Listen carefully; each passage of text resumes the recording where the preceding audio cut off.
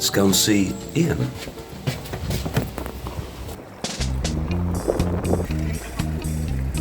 Let's get some snacks. What's your names? Miraj. Hello. Hello, I'm John. Nice one. Cool. I'm Jasper. Hey, a punk rock video. Cool. Film what you want. Thank you. When you've got time, could I get two samosas, please? Yeah. Video seems exciting. That would be good. Yeah. I live in Bath. Are you a musician then? Or? Yeah. Oh, wicked. Good. What kind of?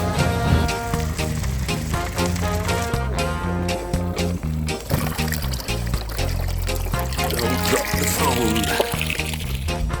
Okay, so big production time with Bluurg, spring water, samosas. What a place. Hello, Eeyun. Hello, Jasper. Good. Most importantly, we've got the food. I had a criticism from Mike for Snacks and Chats #1. He said, well, where were the snacks? There aren't any snacks. Anyway, cool. Great. For us to share later. And that's for you. The real thing. Okay. So, Eeyun, this is the name of your record label, Waggle Dance Records. Could you tell us how it came to be? I was producing, or starting to produce, reggae music and with the sort of relevant dubs on the B-side with myself and friends, and needed an outlet for it. An outlet? Yeah. Waggle dance is what bees do when they're looking for honey. I was living in Manchester, which is city's emblem Manchester is the bee. Of course, yeah, and the worker bee, and we were working and making music. You know, me and Joe would be in work and in the studio after work every day, and going to a lot of sound system dances. You know, which, you know, if you're going to see a sound system play, we'd be saying, "Are you going to the dance at the weekend?" Got you. So it was like Waggle Dance. It made sense, and it's quite silly, and I liked that. You know, this is a record by that band. And there is a dub on here that you did for us. Yeah. How do you do a dub? How to do a dub? Okay, so I have got here the tracks for Culture Shock's War on Senses. I've got them coming out of the computer, which is essentially acting like the tape machine. It's kind of storing the sounds much as a tape machine would do. But I'm mixing it on the desk live here. So I've got the drums across some of the channels, and I've got the bass, the guitar, the vocals, keyboards, percussion on the other channels, so I can kind of manipulate them and do the mix live and apply some effects. So let's give it a go.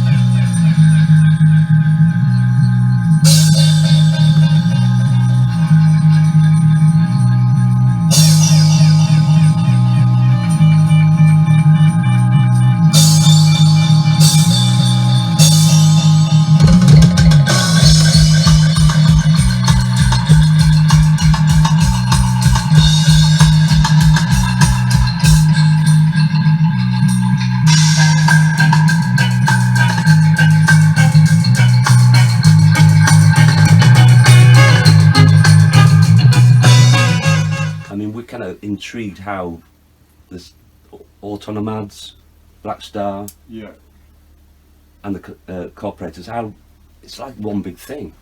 Yeah, I guess that Autonomads came first, and we sort of started playing.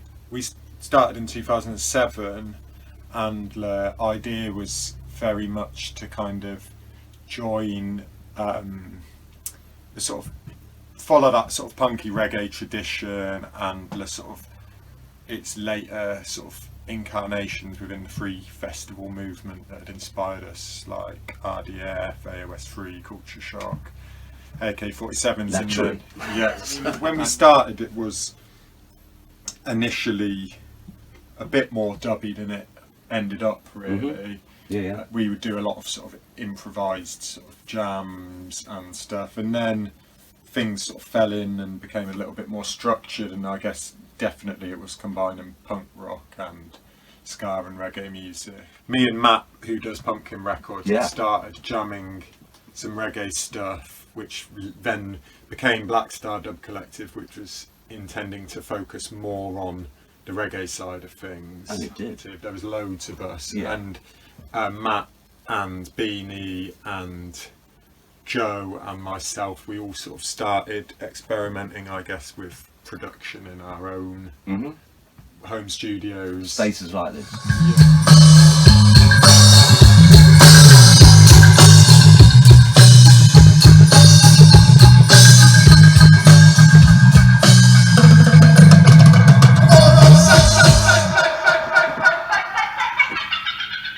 I love it. Basically, he's made us sound better than we are. You've got a lot of lovely gear in here, Ian, and how did you sort of get it all? I guess that lots of it's just been sort of years and years of collecting it and being given stuff by, like, I got given the organ off a mate who didn't have space for it anymore, my mate Paddy, and making bits of stuff or getting given broken stuff. What kind of things what kind of things have you made? I made this drum. Oh, pull that out. That was wicked. Well, you made that? Yeah, it's a log. Nice. Cool. Let's have a look at that log. Okay. It's a kete drum, which is like a drum of the Nyabingi tradition, which is a Jamaican secular Can I see the top? That's gorgeous, isn't it? All right.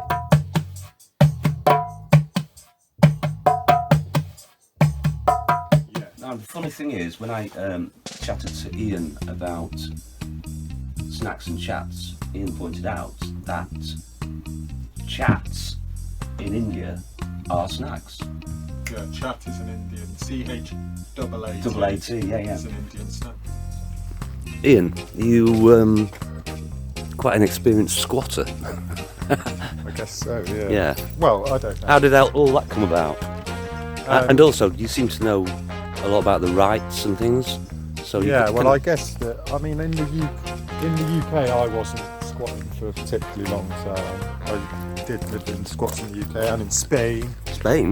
With autonomads, I guess we kind of were in that world, really. We didn't have any money, and did you all meet?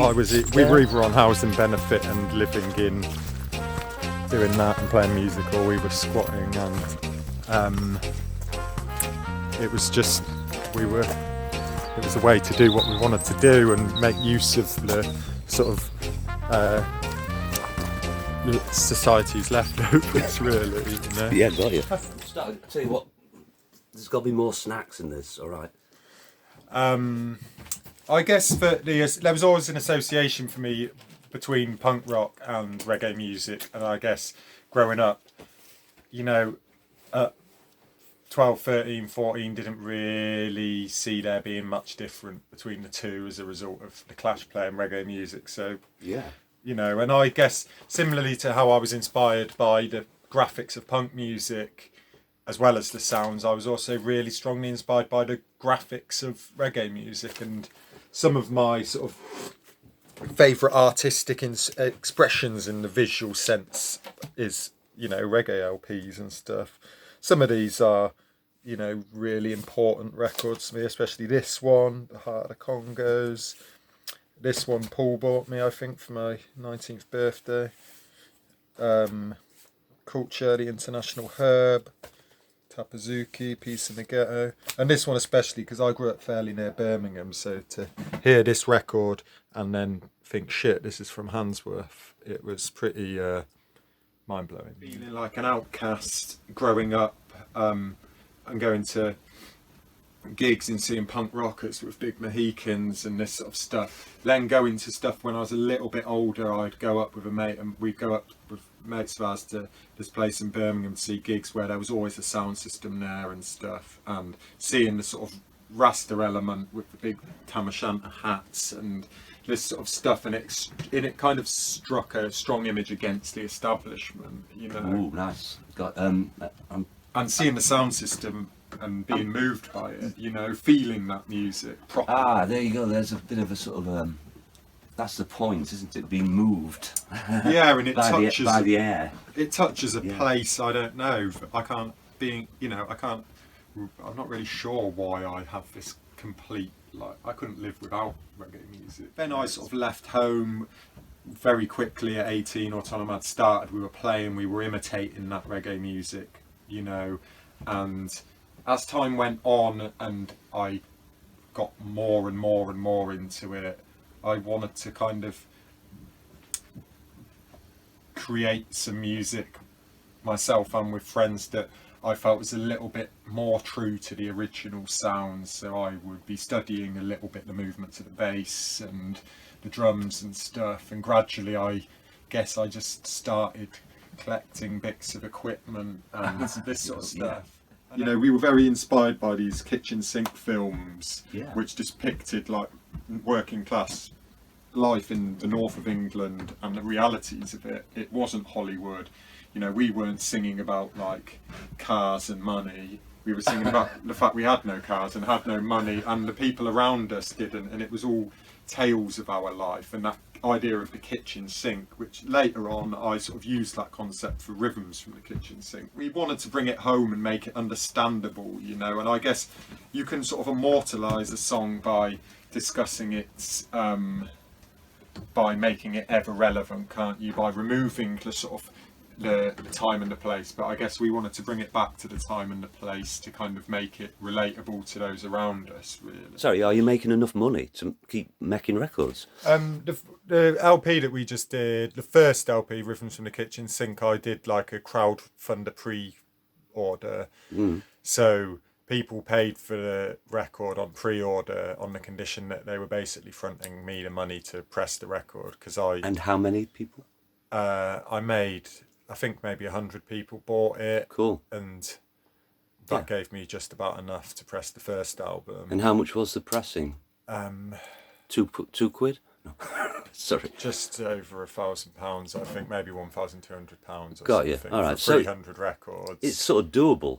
Yeah, so obviously then off the first album I'd already received the money for some of them. So off the first album I'd made just enough money to press the second album. And we'll see what happens from there. But I mean, a lot of the time I would also do stuff. I've done a few records this year that on my imprint, on my label, that I've just done for a benefit. You know, we did Heavy Man as a single off the album, which I think 45 or 50 copies got made, and all the money went to a school in the refugee camp in Lesbos that had been burnt down. You know, so the money kind of comes and goes to people who need it generally. But cool. And maybe it's a good time to be making records because it's a bad time to be playing live. Yeah, I mean, unfortunately, I guess that in my life now, the focus is less on live performance than it was, you know, even 2 years ago. So, Sure. You know, we were